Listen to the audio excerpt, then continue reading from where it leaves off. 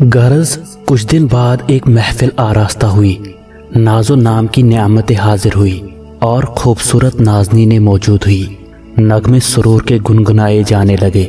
شہزادہ آداب بجا لا کر دست مبارک سے پیالہ لے جا کر جام پینے لگا۔ غرض جام کا آپس میں تبادلہ ہونے لگا۔ جب دونوں نشے میں خوب مست ہو گئے تو شہزادے نے ایک ستار اٹھایا اور اس کے تاروں کو ملا کر ایسے گیت بجائے کہ اہل محفل بے خود ہو گئی، اور غزل ایسے محفل میں سنائی کہ ساری محفل مسرور ہو گئی اور شہزادے کی راگ میں کھو گئی۔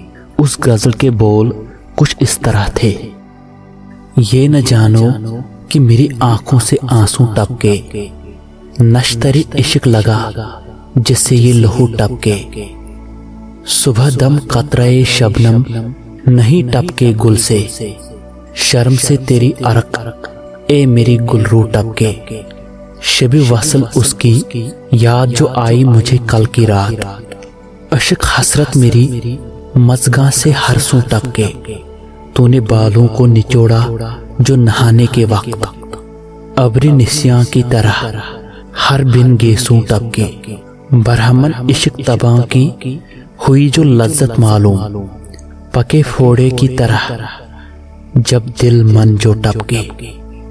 غرض ایسی خوبصورت غزل اور حسین راگ سن کر تمام حاضرین محفل کے ساتھ ساتھ بادشاہ بھی اس راگ میں مسرور ہو گئے اور خوش ہو کر شہزادے سے کہا کہ تیرے گانا بجانے سے ہم بہت خوش ہو گئے، اب جو تجھ کو درکار ہے مجھ سے طلب کر کہ جو بھی مانگو گے وہ میں دوں گا۔ شہزادے نے کہا کہ جہاں پناہ اس دل میں کوئی آرزو نہیں سوائے اس سوال کا جواب پانے کے کہ گل نے صنوبر کے ساتھ کیا کیا۔ جب بادشاہ نے شہزادے کی زبانی پھر وہی آرزو سنی تو کہا کہ اے شہزادے، تو مجھ سے پہلے اس بات کا اقرار کر کہ اگر میں تجھے اس راز کو بیان کروں تو وہ راز جاننے کے بعد میں تیرا سر قلم کر لوں۔ شہزادے نے کہا کہ جہاں پناہ مجھے یہ بات بجانو دل قبول ہے۔ تب بادشاہ نے کہا کہ اے شہزادے، کیوں تو اپنی جان گنوانے کے پیچھے پڑا ہے؟ میں تجھے اب بھی کہتا ہوں، اس خیال فاسد کو اپنے دل سے نکال اور مجھ سے اس راز کی سچائی مت پوچھ۔ مگر شہزادہ اپنی بات اور اپنی دی ہوئی زبان پر ڈرا رہا۔ غرض بادشاہ صنوبر شاہ نے اپنے خادموں کو حکم کیا کہ وہ کتا کہ جس کی گردن میں سونے سے بنا ہوا توق لگا ہے اسے لا کر جلد حاضر کرو۔ بادشاہ کا یہ حکم سن کر وہ خادم جلدی سے اس کتے کو اس کے حضور میں لے آئے، اور خادموں نے بڑے تکلف اور آسائش کے ساتھ اس کتے کو شاہانہ مسند پر بٹھایا۔ اس کے بعد کچھ خادمائیں حاضر ہوئی اور ایک حسین عورت جس کے ہاتھوں پیروں میں زنجیریں جکڑی ہوئی تھی 12 زنگیوں کے پہرے میں اسے بادشاہ کے پاس لے آئے۔ اس کے بعد ایک نہایت مکروہ تشت کہ جس میں ایک زنگی کا سر دھرا ہوا تھا خدمتگاروں نے اس عورت کے سامنے رکھ لیا۔ اس تشت میں کٹے ہوئے سر کا منظر ایسا بھیانک تھا کہ اسے دیکھ کر جیسے جان حلق میں آ جائے۔ اس کے بعد باورچی کچھ لذیذ انواع و اقسام کی غذائیں لے آیا۔ حیرتاً اس کتے کے سامنے دسترخوان بچھا دیا گیا اور وہ ساری لطیف غذائیں اس کتے کے سامنے رکھوا دی گئی کہ وہ ان غذاؤں کو شوق کے ساتھ کھانے لگا۔ جب کتے نے کھانے سے فراغت پائی اور اس کا پیٹ بھر گیا، تب وہ بچا ہوا کھانا جو اس کتے نے چھوڑا تھا اس مکروہ تشت میں رکھ دیا گیا، اور اس حسین عورت کو یہ سب کھانے کا حکم دیا گیا۔ جو ہی اس عورت نے اس مکروہ تشت میں کچھ نوالے کھائے تو بادشاہ نے اٹھ کر ایک لکڑی اس کٹے ہوئے سر پر ایسے دے ماری کہ اس کٹے ہوئے سر سے کئی قطرے خون کے اس تشت میں گر گئے، اور نگہبانوں نے جبراً وہ خون کے قطرے اس عورت سے چٹوائے۔ شہزادہ اس عجیب اور دلدوز منظر کو دیکھ کر بہت حیران ہوا۔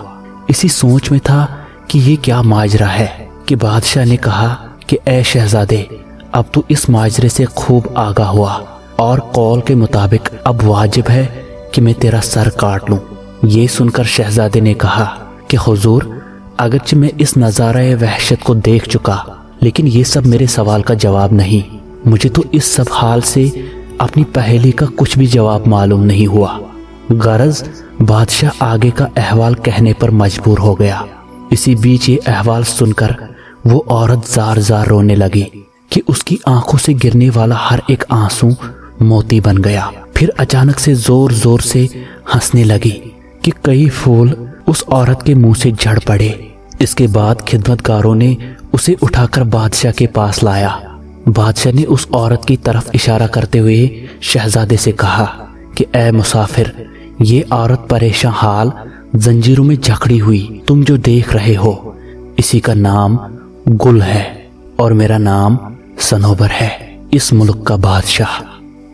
اے مرد مسافر، ایک روز شکار کرنے کے واسطے میں شہر سے باہر میدانوں کی طرف نکل گیا کہ راہ چلتے چلتے مجھے بہت پیاس محسوس ہوئی۔ پانی کی تلاش میں ہر سمت میں پھرا، لیکن اس ویرانے میں پانی کا مجھے کوئی نشان نہ ملا۔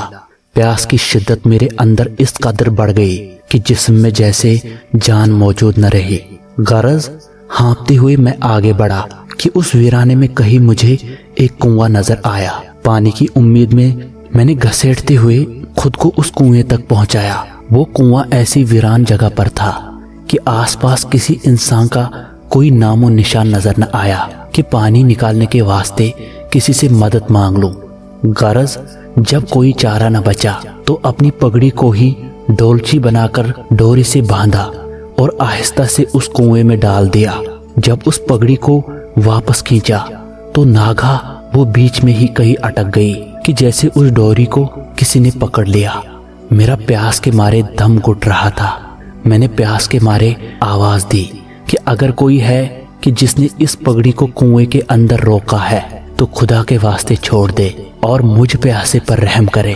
مجھے اس کنویں میں سے آواز آئی کہ اے خدا کے بندے، ہم مدتوں سے اس کنویں میں پڑے ہیں، خدا کے واسطے ہمیں یہاں سے نکال، خدا تیرا بھلا کرے گا، ہمیں اس کنویں سے خدا را آزاد کر۔ میں یہ عجیب آوازیں سن کر بڑا حیران ہو گیا اور کافی محنت اور مشقت کر کے انہیں اوپر کھینچا تو کیا دیکھتا ہوں کہ دو ضعیف اور بوڑھی عورتیں ہیں، غالباً اندھی بھی تھی۔ کمان کی طرح قد ان کا جھکا ہوا اور ہاتھ پاؤں سوکھ کر ہڈیاں ہو چکی تھی۔ سروں کے سارے بال دھنی کی روئی کی طرح سفید، قدم اٹھانے میں بھی ڈگمگا رہی ہے۔ غرض ضعیفی ان پر اس قدر غالب تھی کہ مایوسی سے زندگی سے نا امید ہوئی تھی۔ آخر میں نے ان ضعیف عورتوں سے پوچھا کہ خدا رحم کرے، آپ کو یہاں ایسے اندھے کنویں میں کس نے پہنچایا اور اس ویران سنسان جگہ پر قید کیا؟ تو وہ بولی، اے مسافر، خدا تمہیں سلامت رکھے، ہمیں یہاں کے بادشاہ نے آنکھیں روند کر یہاں اس اندھے کنویں میں بے آر و مددگار چھوڑ دیا ہے۔ خدا کا شکر ہے کہ جو اس نے تمہیں یہاں پہنچایا اور ہمیں اس مصیبت اور قید سے آزاد کیا۔ اے مسافر، ہم آپ کو ایک دوا بتلاتے ہیں کہ اگر تو وہ لا کر ہماری آنکھوں پر لگائے تو یہ فوراً روشن ہو جائے گی اور بالکل پہلے جیسی ٹھیک ہو جائیں گی۔ اے اجنبی، ہم تمہیں نیکوکار دیکھتے ہیں، اگر تو وہ دوا لا کر ہمیں اس مشکل سے آزاد کر دے تو اس کے بدلے ہم تیری کسی بھی خدمت سے پیچھے نہیں ہٹیں گے۔ جو بھی تیرے دل کی خواہش ہوگی ان کو پورا کرنے کے واسطے تیری دل و جان سے مدد کریں گے۔ ان کی یہ روداد اور آرزو جان کر میں نے کہا کہ میں اس خدمت کے لیے حاضر ہوں، مجھے بتائیں کہ وہ کون سی دوا ہے اور اس کو حاصل کرنے کے واسطے مجھے کہاں جانا ہوگا۔ تو وہ عورتیں بولی کہ اے مسافر، ایک دریائے زخار یہاں سے تھوڑی ہی دوری پر ہے، اس دریا کے کنارے پر ہر روز ایک گائے چرائی کرنے آتی ہے، اس گائے کا گوبر ہماری آنکھوں کی دوا ہے، اگر تو اسے لا کر ہماری آنکھوں پر لگائے تو ہماری آنکھیں ٹھیک ہو جائے گی اور ہم پھر سے بینائی کی نعمت کو حاصل کر لیں گے۔ مگر ایک بات کا خیال رہے کہ جب تو اس مقصد کے واسطے اس جگہ پہنچے گا تو اس باروب گائے کی نظروں سے خود کو چھپائے رکھنا کہ اگر کسی بھی طرح سے اس کی نظر تم پر پڑ گئی تو وہ تمہیں جان سے نہ چھوڑے گی بلکہ تجھے ہلاک ہی کر لے گی۔ غرض ان نابیناؤں کی بات سن کر میں اس دریا کی جانب بڑھ گیا، وہاں پہنچ کر اپنی پیاس بجھائی، اور جب میں نے کچھ وقت چھپ کر اس جگہ انتظار کیا تو اچانک کیا دیکھتا ہوں کہ ایک باروب قداور پہاڑ کی مانند گائے دریا سے اچانک نکلی اور کنارے پر پہنچ کر چرنے میں مشغول ہو گئی۔ میں اپنی جگہ پر ساکت ہو گیا اور اس کی نظروں سے خود کو چھپائے رکھا۔ میں اس گائے کے واپس جانے کے انتظار میں بیٹھا رہا۔ آخر جب وہ خوب چرنے کے بعد واپس اس دریا میں سما گئی تو میں نے باریکی سے اٹھ کر اس جگہ کہ جہاں وہ چرائی کر رہی تھی وہاں سے تھوڑا سا گوبر اٹھا کر واپس اسی کنویں کی طرف نکل گیا۔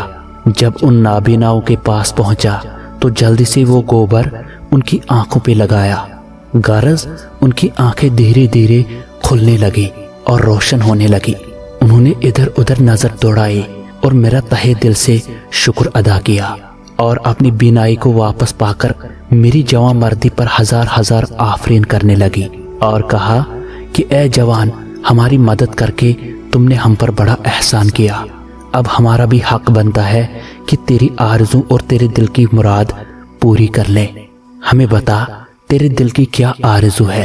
میں نے کہا کہ اے خاتون، میرا دل بس ایک خوبصورت بے مثل اور آئینہ دل ہم سفر کا مشتاق ہے، سوائے اس کے میرے دل کی کوئی آرزو نہیں۔ میری یہ بات سن کر وہ ضعیفہ کہنے لگی کہ اے جوان، اس ملک کا جو بادشاہ ہے اس کی بیٹی بے حد خوبصورت اور حسین ہے۔ اس کے مکھڑے کے سامنے سورج بیتاب اور چاند ماہتاب اس کے دیدار کے آس میں رہتا ہے۔ لب اس کے لال کی طرح سرخ، اس کے لبوں کا ایک بوسہ ہزار مرض کی دوا ہے۔ آنکھیں اس کی رات سے بھی تاریک کہ ان کی مستی میں انسان مدہوش ہو جائے۔ اس کی ہر ادا میں ہزاروں ناز و نخرے کہ اس کے حسن کے اوپر ہزاروں پروانے جان فدا کر جائیں۔ اگر تو اسے محض ایک بار دیکھ لے کہ اس دلربا کا محض ایک دیدار ہی تیرے لیے کافی ہے کہ تو دل و جان سے اس پر فدا ہو جائے۔ وہ بادشاہ اور ملکہ کی اکلوتی بیٹی ہے کہ وہ دونوں ہر روز اسے اپنی چھاتی سے لگائے رکھتے ہیں، اسے ایک پل کے لیے بھی اپنی نظروں سے دور نہیں کرتے۔ وہ ہر دن کا آغاز اس کی خوبصورتی کا مشاہدہ کر کے ہی کرتے ہیں اور ہر رات اس کی دید کرنے کے بعد ہی سو جاتے ہیں۔ اے جوان، ہم تمہیں اس نازنین کے محل میں لے جائیں گے۔ اسے حاصل کر کے اس کو ہم سفر بنا کر تو اپنی زندگی عیش و عشرت سے بسر کرنا، مگر ایک قباحت کہ اگر تمہاری اس کے ساتھ میل جول کی خبر بادشاہ اور ملکہ کو ہوئی تو اسی دم تمہیں آگ میں ڈالنے کا حکم دیا جائے گا۔ اگر ایسا ہوا تب اس مہم میں تمہارا بچاؤ ہمارے ذمہ ہوگا کہ ہم تیرے جسم پر چپکے سے نایاب جڑی بوٹیوں سے بنا ہوا روغن مل دیں گے کہ اگر تو 1000 سال بھی آگ میں رہے تب بھی آگ کی حدت سے تمہارے جسم پر ایک چھالا بھی نہ پڑے گا اور خلیل اللہ کی طرح آگ تمہارے واسطے گلو گلزار ہو جائے۔ ان کی یہ بات سن کر میں راضی ہو گیا۔ غرض جب انہوں نے ساتھ لے جا کر مجھے اس محل میں پہنچایا تو مجھے یوں لگا کہ گویا جنت یہی پر متعجب ہے۔ آخر جب اس نازنین کی خوابگاہ میں پہنچایا گیا تو میں نے دیکھا کہ وہ محجبین کہ جس کے چہرے کی چمک سے سارا مکان روشن تھا، ایک نہایت عالیشان تخت پر مسند ناز پہ تکیہ لگائے سو رہی ہے۔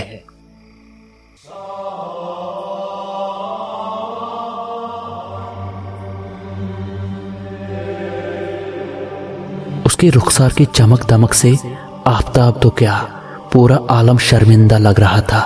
اس کے حسن کو دیکھ کر میں حیرت زدہ اور بے خود ہو گیا۔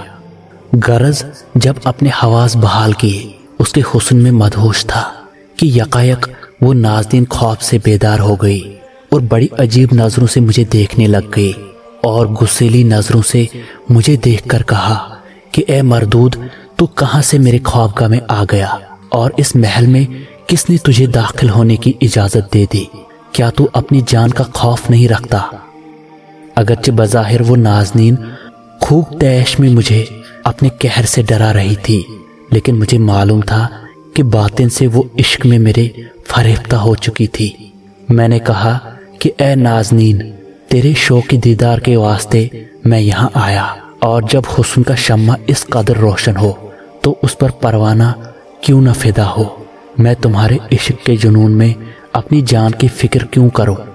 تجھ سے دلدار کا ہے دام میں لانا مشکل، میرے نزدیک نہیں جان کا جانا مشکل۔ غرض इसी तरह से अश्क और तेग की बातें चलती रही। जब उस नाज़नीन ने मुझे खूब बहादुर जाना और मेरा इश्तियाक उसके वास्ते खूब महसूस किया तो मेरा हाथ खींचकर मुझे मुस्नद पर बिठाया और खूब इश्क व मोहब्बत की बातें हुई। फिर तो नसीम ने कली को फूल बनाया और एक अजब तरह की लज्जत पाई। मोहब्बत दोनों तरफ से इस कदर बढ़ गई कि उसने मुझे इसके बाद उस महल से जाने की इजाज़त नहीं दी। अगरचे शौक गौहर गुलतां उसके दिल में खूब था कि मुझे अपने कलेजे से लगाए रखे और कभी अपनी नज़रों से दूर न करे, मगर दगदगा दिल में था कि ये राज उसके माँ बाप के गोश गुजार न हो जाए, कि कहीं बेचैनी और रुसवाई नसीब न बन जाए, जुदाई की घड़ी न आ जाए और दोनों मारे न जाए। इसी हालत में 2 महीने गुजर गए।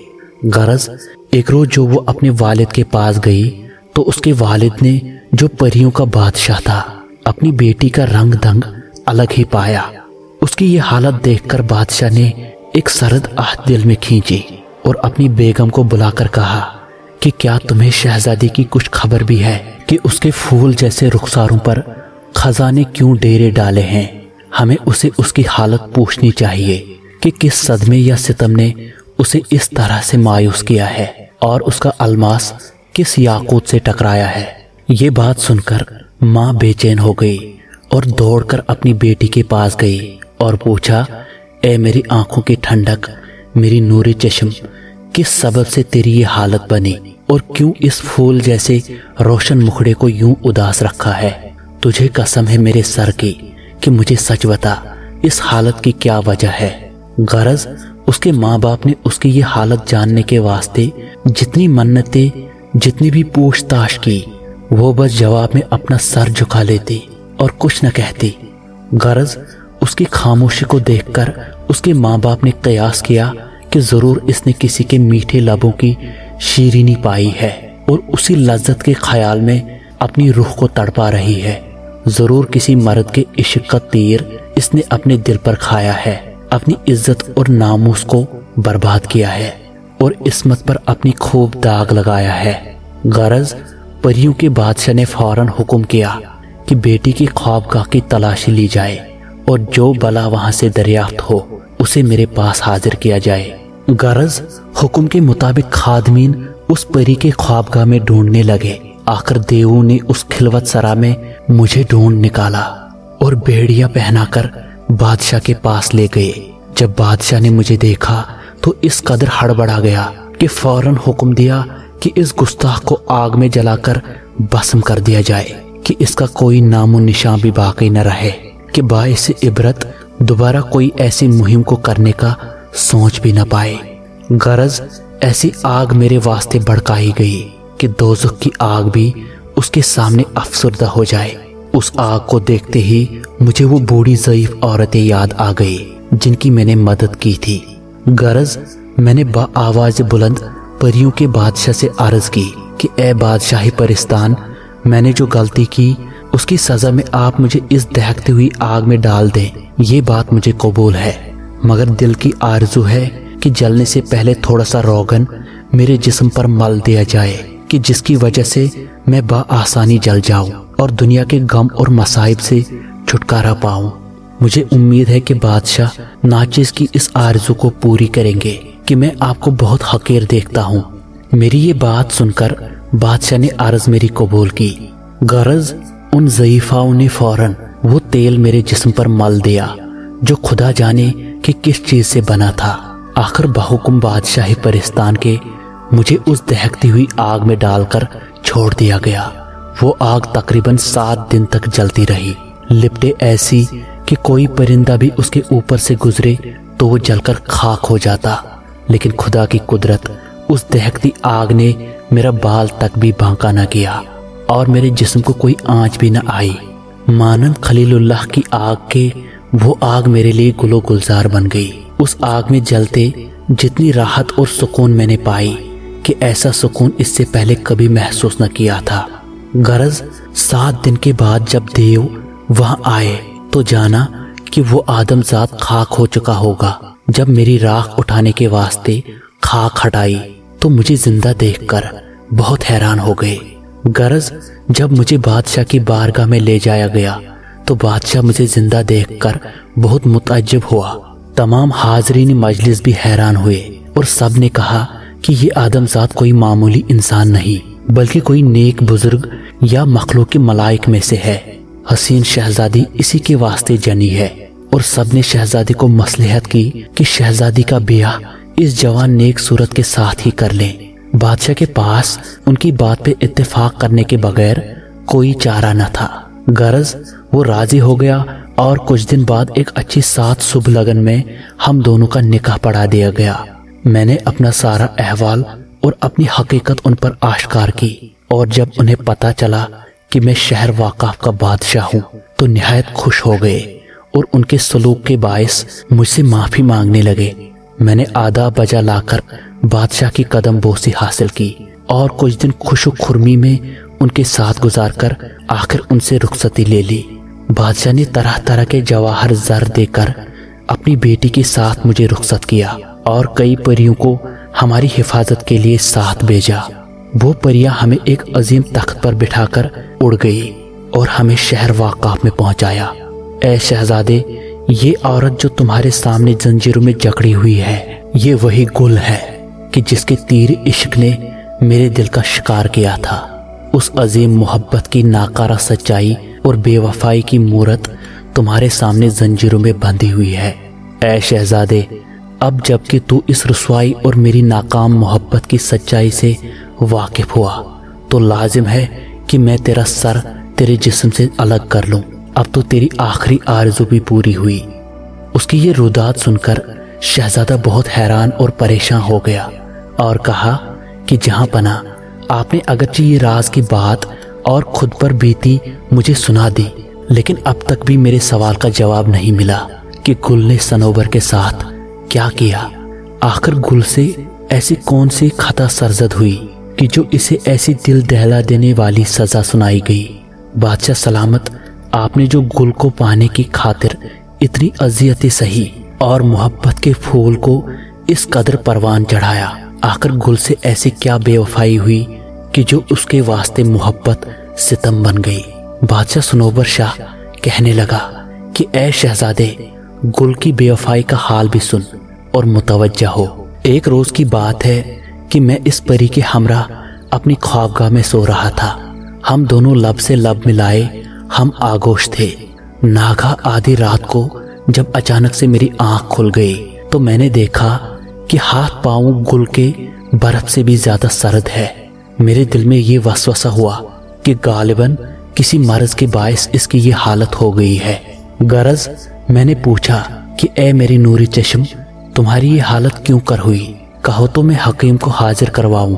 وہ بولی کہ بادشاہ عالم، آپ اطمینان رکھیں، میں بس رفع حاجت کے واسطے بیت الخلا گئی تھی کہ ٹھنڈے ٹھنڈے پانی کو ہاتھ جو لگایا تو وہ سرد ہو گئے۔ غرض میں نے اس کی بات پر یقین کر لیا اور سو گیا۔ لیکن یہ چیز کئی بار ہوئی۔ اچانک رات کو جب میری آنکھ کھلتی تو اس کے ہاتھوں اور پیروں کو ٹھنڈا پاتا تھا۔ جب میں اس کی وجہ پوچھتا تو وہی جواب ملتا۔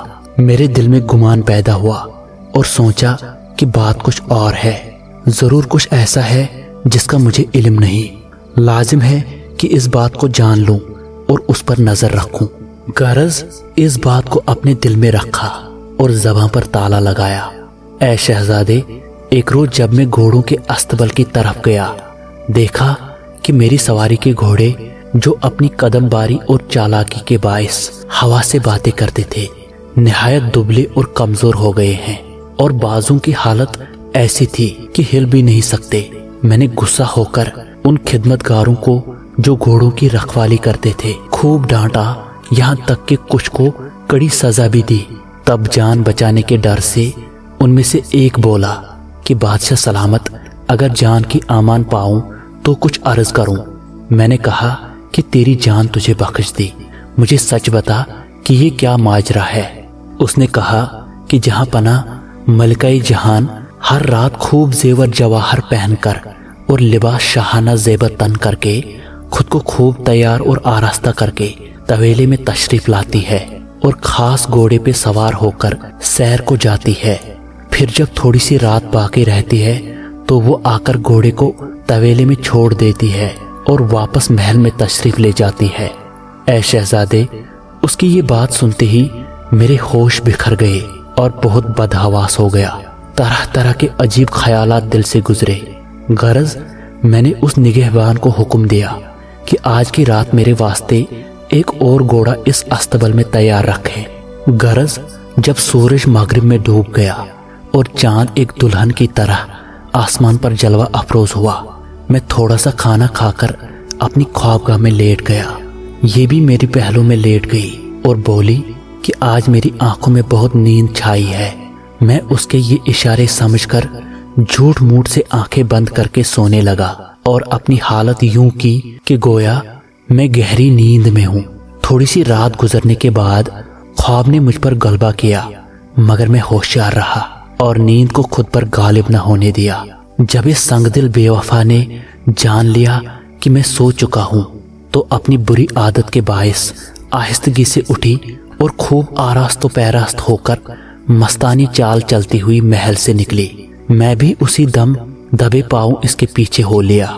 गरज वो तवेले में गई और एक तेज रफ्तार घोड़े पर सवार होकर हवा की मानंद एक सिमत की तरफ निकल गई। मैं भी फौरन घोड़े पे सवार होकर उसके पीछे निकलता, मगर दिल में ख्याल हुआ कि घोड़े की टाप सुनकर और सूंघ की आहट अगर गुल के कान में पड़ जाए तो वो फौरन होशियार हो जाए और इस तरह से मेरा मकसद हाथ से निकल जाएगा।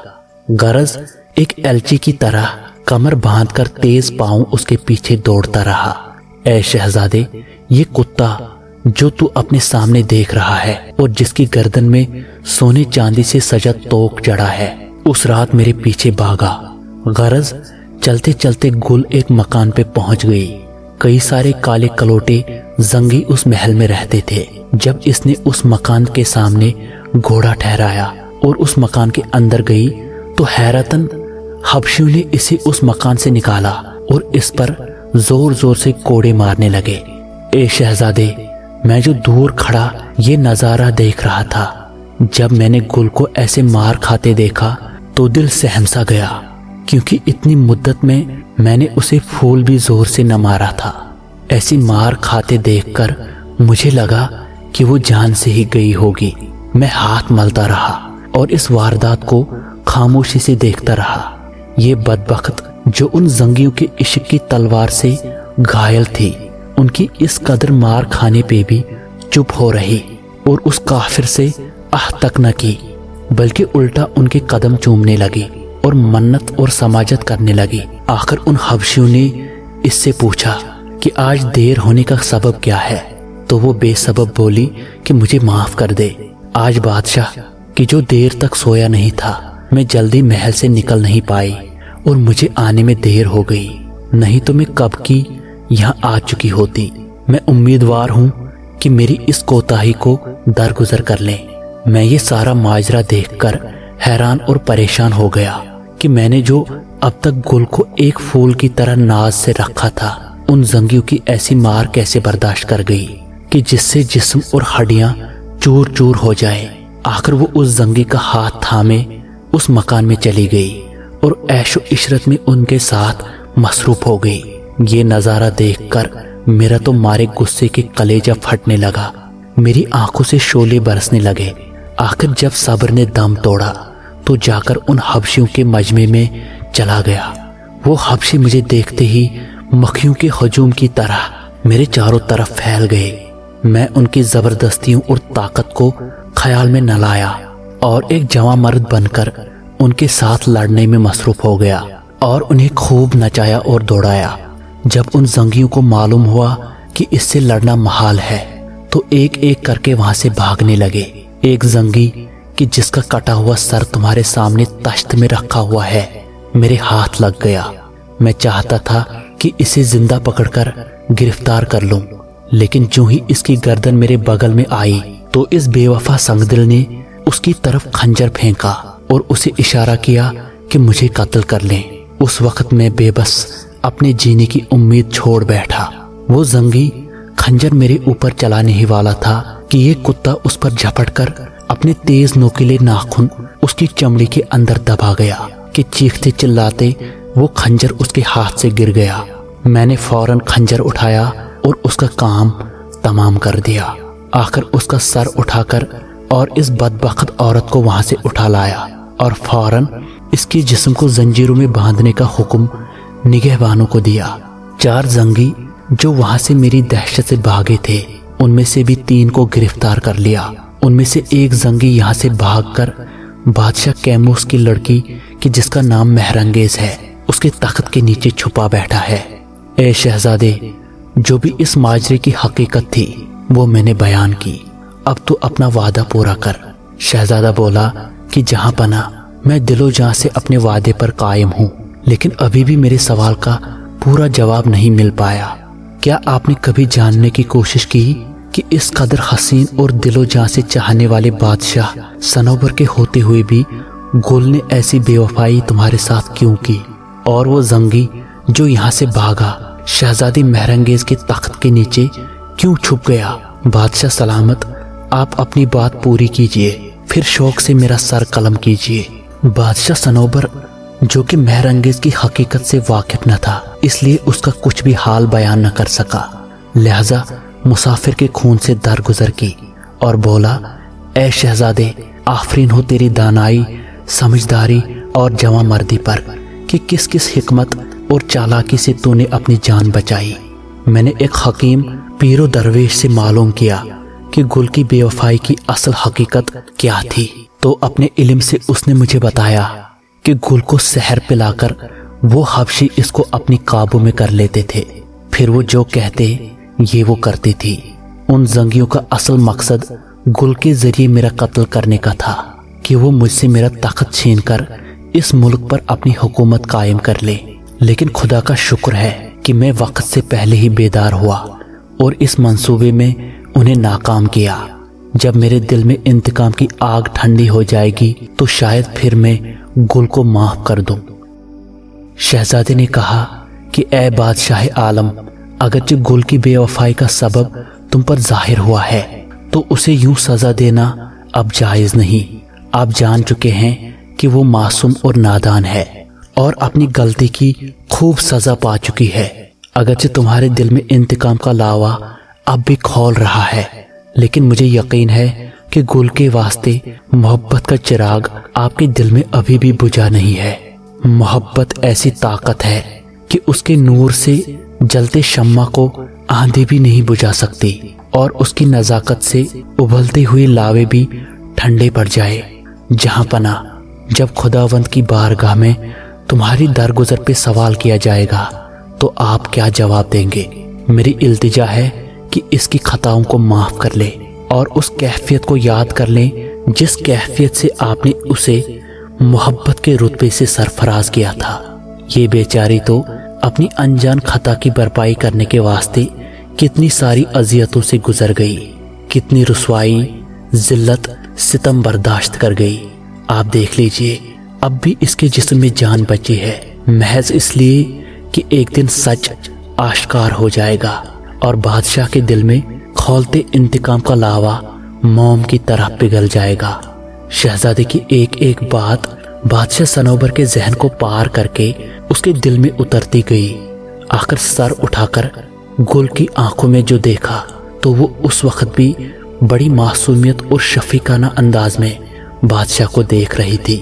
اس کی آنکھوں میں نمی دیکھ کر غارت نمودار ہو گئی اور نگہبانوں کو حکم کیا کہ فوراً ان بیڑیوں سے گل کو آزاد کیا جائے، اور ناچار اس کے قدموں میں گر پڑا اور اسے معافی مانگنے لگا۔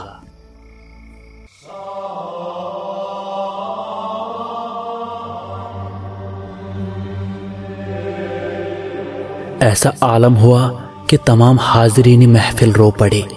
غرض خادماؤں نے فوراً ملکہ کو لے جا کر غسل شفا کا کیا اور شاہانہ لباس پہنایا۔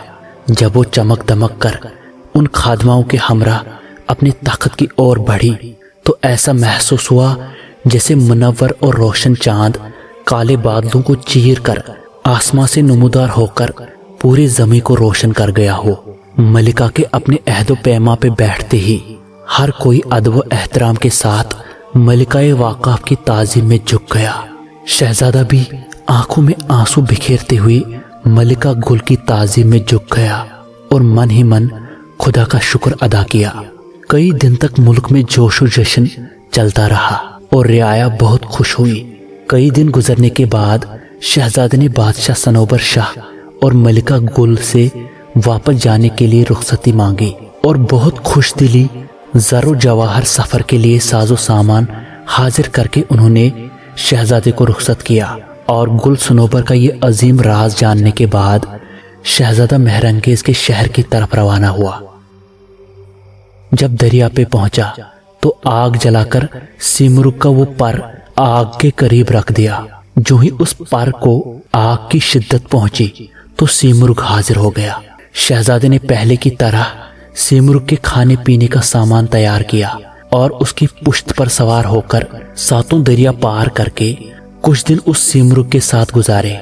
फिर उसे इजाजत लेकर घोड़े पे सवार होकर हबशियों के किले में पहुंच गया और तुरम तौक की लड़की को तमाम असबाब व जवाहर के साथ लेकर वहां से रवाना हुआ। फिर उस जगह पहुंचा जहां शेर से उसकी मुलाकात हुई थी। उस शेर से मुलाकात करने के बाद वहां से रवाना हुआ और मंजिलें तय करता हुआ जमीला बानो के महल को पहुंच गया। जमीला खातून शहजादे के आमद की खबर पाते ही महल छोड़कर इस्तकबाल के वास्ते दौड़ आई और उसे बड़ी खुशी और अदब के साथ बाग में ले आई। जमीला खातून ने शहजादे को अपना मकसद हासिल करने पर बहुत मुबारकबाद दी और शहजादे ने कौल के मुताबिक उससे शादी की और कई दिन तक ऐशो इशरत और जश्न का माहौल चलता रहा। फिर दोनों को अपने साथ ले जाकर लतीफ़ा बानो के शहर की तरफ रवाना हुआ और चंद रोज में वहां पहुंचा। उसके बाग में पहुंचते ही सारे जो हिरन मौजूद थे उन्हें माजून पिलाकर उन्हें उनकी असली शक्ल में तब्दील किया। सारे जवान अपनी असली शक्ल पाकर बहुत खुश हो गए और शहजादे के कदमों को बोसा देने लगे। शहजादे ने उन्हें उठाकर हुक्म किया कि जल्दी से लतीफ़ा बानो को पकड़कर और रस्सी से बांधकर मेरे पास हाजिर कर लें। गरज वो सारे जवान दौड़े और लतीफ़ा बानो को महल से घसीट घसीट कर शहजादे के पास ले आए। शहजादे का ये ख्याल गुजरा कि इस बदबख्त बेहया को सख्त से सख्त सजा देनी चाहिए और फिर इसको कत्ल करके इसका गोश्त चील कौओं को खिलाना चाहिए। लेकिन जमीला खातून ने कि जो उसकी हमशेरा थी उसके वास्ते शहजादे से माफ़ी की इल्तिजा की। उसकी इस कोताही की खूब माअज़रत चाही। आखिर शहजादे ने जमीला बानो की खातिर उन बड़े गुनाहों को जो उस खातून से सरजद हुए थे दरगुजर किया और उसे फन सहर और जादूगरी से तौबा करने का हुक्म दिया। तो वो राजी हुई और इस बात का अहद कर लिया।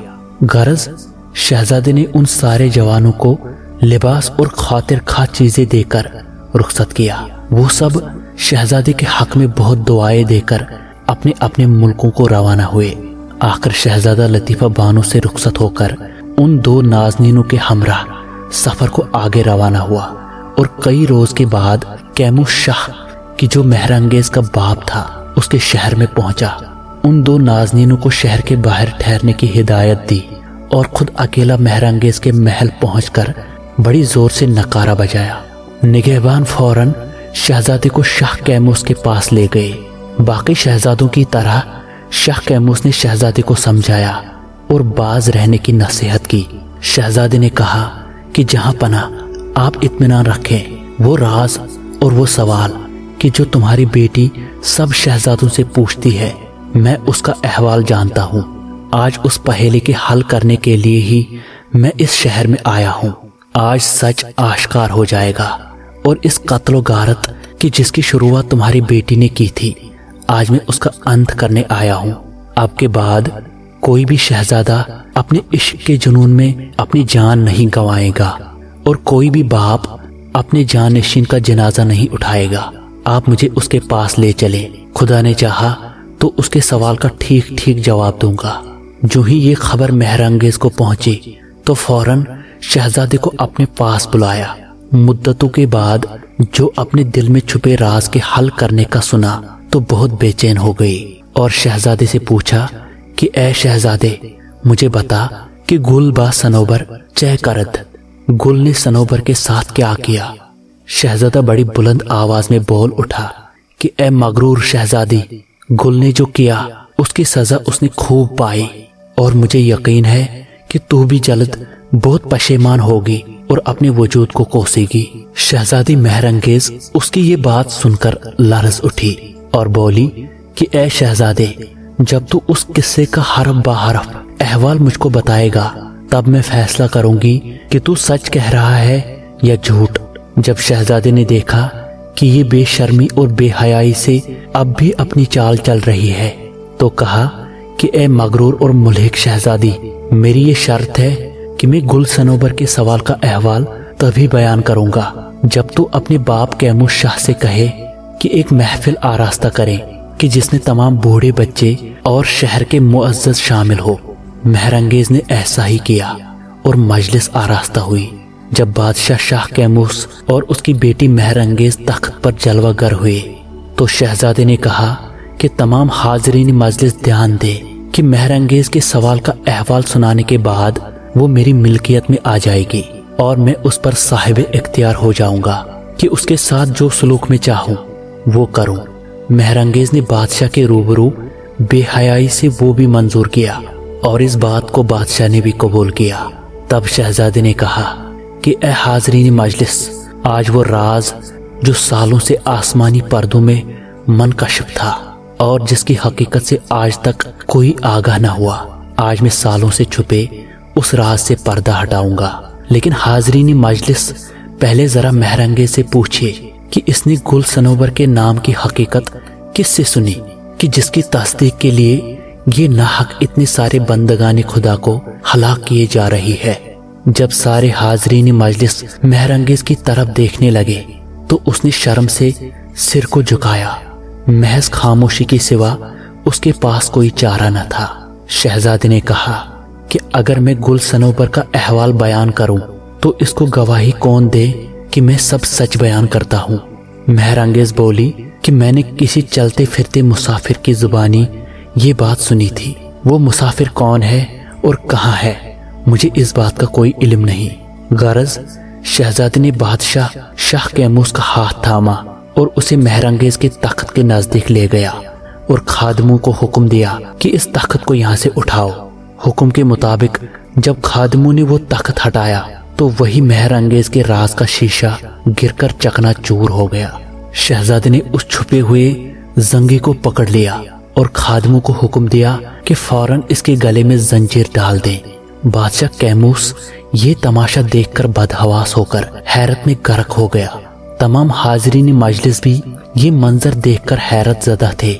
शहजादे ने उस जंगी को पकड़कर तमाम हाजरीन मजलिस को हरफ ब हरफ गुल सनोबर की दास्तान सुनाई और अपने सफर का सारा हाल अव्वल ता आखिर सुना लिया। हर एक अहवाल पर उस जंगी की गवाही लेता रहा। गरज जब इस किस्से का अहवाल शुरू से लेकर आखिर तक शहजादे ने उस मजलिस में सुनाया तो वो भेड़ियों में जकड़ा हबशी बोल उठा कि ए शहजादे, जो कुछ तूने कहा वो निहायत सही और दुरुस्त है। आफरीन हो तुझ पर, सिवाय तेरे किसी का बस न था कि इस राज को जान ले और ऐसे भयानक सफर को पूरा करके वापस जिंदा लौट आए। जब सच आश्कार हो गया तो बादशाह कैमूस और तमाम हाजरीन मजलिस शहजादे की हिम्मत और जवामर्दी को दाद देने लगे और सराहना करने लगे। शहजादा इस हाल में बादशाह की मेहरबानी पाकर बहुत खुश हुआ। शहजादी महरंगेज शर्म के मारे सर झुकाए सिसकने लगी। आखिर बादशाह ने नाजो नाम और इनाम से शहजादे को नवाजा और महरंगेज को उसके सुपुर्द किया। शहजादा चंद रोज शाह कैमूस के महल में रहा, दामादी और रस्म रसूमात से फारिग हुआ और फिर महरंगेज की उस खादमा से मिला जिसने उसे शहर वाकाफ और उस छुपे जंगी से आगाह किया था। उसने भी शहजादे को इस मुहिम में कामयाब होने की मुबारकबाद दी। उसके बाद शहजादा उस दहकान के घर गया और उस बूढ़ी ज़ईफा से इजाजत ली। आखिर शाह कैमूस से रुखसत ली और महरंगेज को उसकी खादमा के साथ लेकर जमीला बानो के पास पहुंचा। आखिर लश्कर जलाल और फौज बेशुमार के साथ शहजादा उन चारों नाज़नीनों के साथ अपने शहर की तरफ रवाना हुआ। जब काफिला शमशाद लाल पोश के शहर को पहुंचा और शहजादे की आमद की खबर उसको हुई तो वो गोशे तन्हाई छोड़कर दौड़ पड़ा। उसने जो शहजादी की जुदाई में रो रो कर आंखों को चश्मा बना लिया था और बदन में इतनी कमजोरी थी कि महज सांस ही अटका हुआ था, इस खुशखबरी के सुनते ही उसने दोबारा जिंदगी पाई और खुशी से फूले ने समा पाया।